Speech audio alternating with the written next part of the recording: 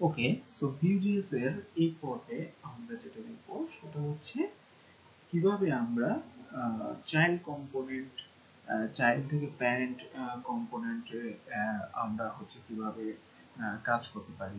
So এই জন্য আমরা যেটা করবো এখন এগুলো একটু রিমুভ করে দেবো, আর আগে আমরা যে কাজগুলো করছি এগুলো আমরা রিমুভ করে দেবো। রিমুভ করলে আমরা যেটা পাবো যে এখানে এখন ফাঁকা পাচ্ছি সবকিছু। হ্যাঁ, তারপরে এই যে আমাদের এগুলা ইম্পোর্ট করছিলাম আমরা, এগুলা খুব বাদ দিয়ে দেবো।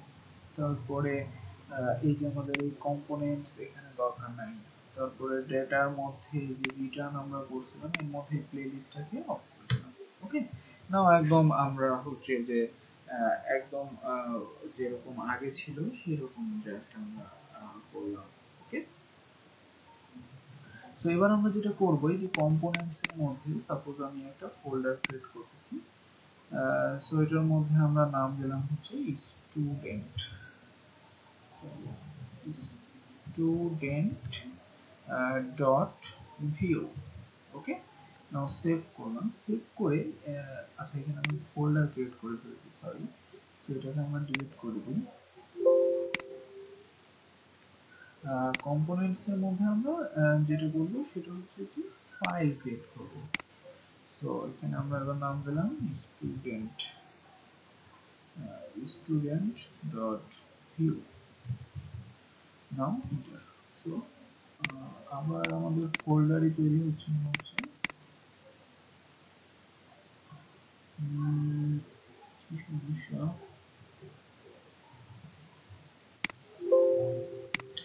আচ্ছা, সো এখান থেকে যদি আমাদের তৈরি না হয় তাহলে আমরা যেটা করবো এই যে এটা আমাদের ফোল্ডার src components, এখানে আমরা নিউ ফাইল এখান থেকে নিচ্ছি text file. So text file নিয়ে এখানে আমরা নাম দিয়ে দিলাম স্টুডেন্ট। ওকে, নাও স্টুডেন্ট ভিউটা ওপেন করি।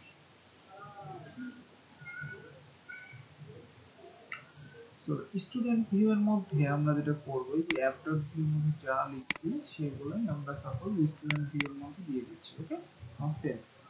সো আমরা এখন এই স্টুডেন্ট ভিউটা app.view এর মধ্যে ইম্পোর্ট করব, অর্থাৎ এটা প্যারেন্ট এটা চাইল্ড।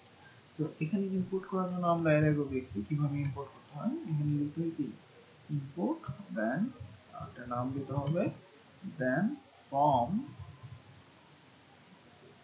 আমরা এবার বলবো কোত্থেকে ইম্পোর্ট করব। So dot, then slash, then আমাদের ফোল্ডারের নামটা অর্থাৎ কম্পোনেন্টস, দেন আমরা বলবো student dot view. Okay, now save.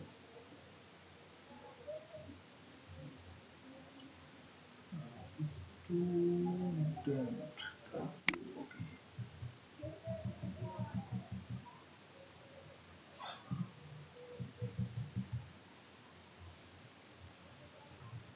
ওকে, সো এবার আমরা যেটা করব এর মধ্যে এবার আমরা ডিফাইন করব কম্পোনেন্টস, কম্পোনেন্টস।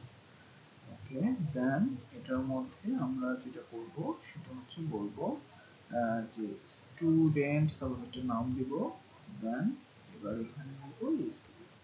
ওকে, নাও সেভ। এখানে একটা কমা দিতে হবে অবশ্যই। তো এটাকে এখন আমরা এটাকে এখন আমরা কি করতে পারি, এটাকে এখন আমরা এখানে div হিসেবে ইউজ করতে পারি। হ্যাঁ, div না মানে ট্যাগ হিসেবে ইউজ করতে পারি। So student. Okay, now save. So এবার এখানে আমরা যেটা করব সেটা হচ্ছে এখানে নিব মেসেজ। এখানে আমাদের একটা প্রপার্টি ডিফাইন করলাম, দেন এটার মধ্যে আমি কিছু মেসেজ দেব যে suppose passing data from parent component to child component components. Okay, so আমরা এটাকে এবার কি করব, আমাদের চাইল্ড প্রপার্টিতে যেহেতু শো করাতে যাচ্ছি, সো আমরা এখানে যেটা লিখবো এবার সেটা হচ্ছে v5, ওকে। দেন এবার এখানে একটা নাম দেন মেসেজ, দেন ইকুয়াল, ওকে। দেন এখানে আমি এবারে কি দিব, এই যে মেসেজ, ওকে। এবার আমাদের যেটা করতে হবে, এটাকে কপি করবেন, কপি করে তো এবার আমরা যদি এখানে আসি, এখানে আসার পরে আমরা ঠিক এই জায়গায় ইউজ করব প্রপস, ওকে। প্রপস এর মধ্যে আমরা দিয়ে দেব মেসেজটা, দেন এবার আমরা এখানে যেটা লিখবো সেটা হচ্ছে মেসেজ, ওকে। Now save.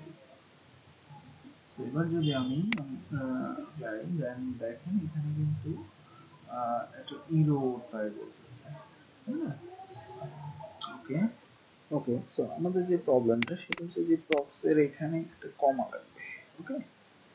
সো এবার যদি আমরা যাই, এই যে দেখেন আমাদের এটা কিন্তু শো করতেছে, ওকে। সো এবার আমরা যেটা করতে যাচ্ছি সেটা হচ্ছে আমরা হচ্ছে যে এই যে এই লেখাটা আমরা ডাইনামিক্যালি যদি চেঞ্জ করতে চাই তাহলে কি করতে পারি, আমরা এখানে একটা বাটন বানাবো, বাটন।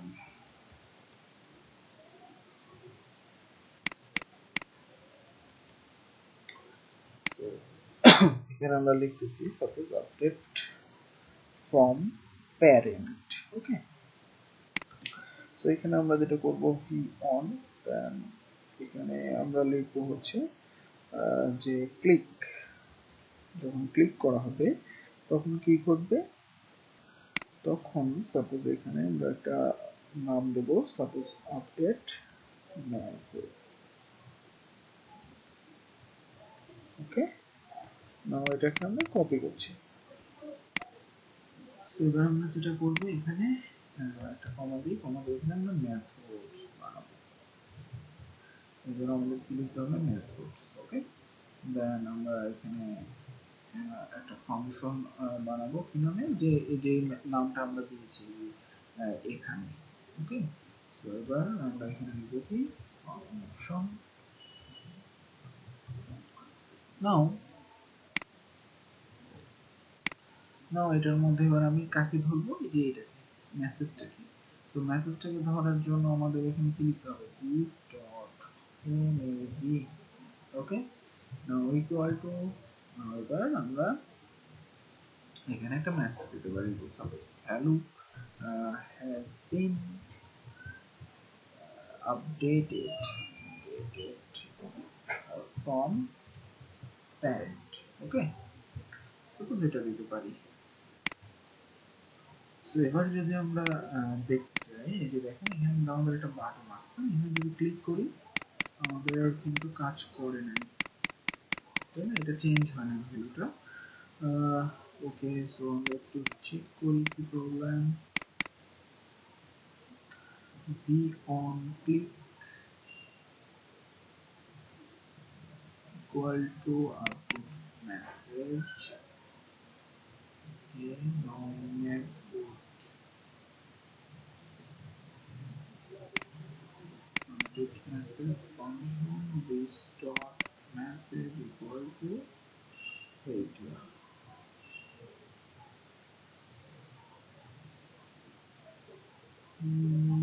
চেঞ্জ হওয়ার কথা ছিল। আচ্ছা আমরা আসলে এটাকে সেভ দিই নাই, হ্যাঁ, সেভ দেওয়ার পর আমাদের চেঞ্জ হয়েছে, কিন্তু সেভ করে নাই, যে দেখেন চেঞ্জ, ওকে। সো এই জন্য আমরা প্রবলেম বুঝতেছি না আসলে প্রবলেমটা কি আছে, ওকে। সো দেখেন আমরা চেঞ্জ করতে পারছি, ওকে। সো এবার আমরা যেটা করব সেটা হচ্ছে পরের পার্টে আমরা এখান থেকে চেঞ্জ করব না, আমরা এখান থেকে চেঞ্জটা করব স্টুডেন্ট ডট কিউ থেকে, ওকে।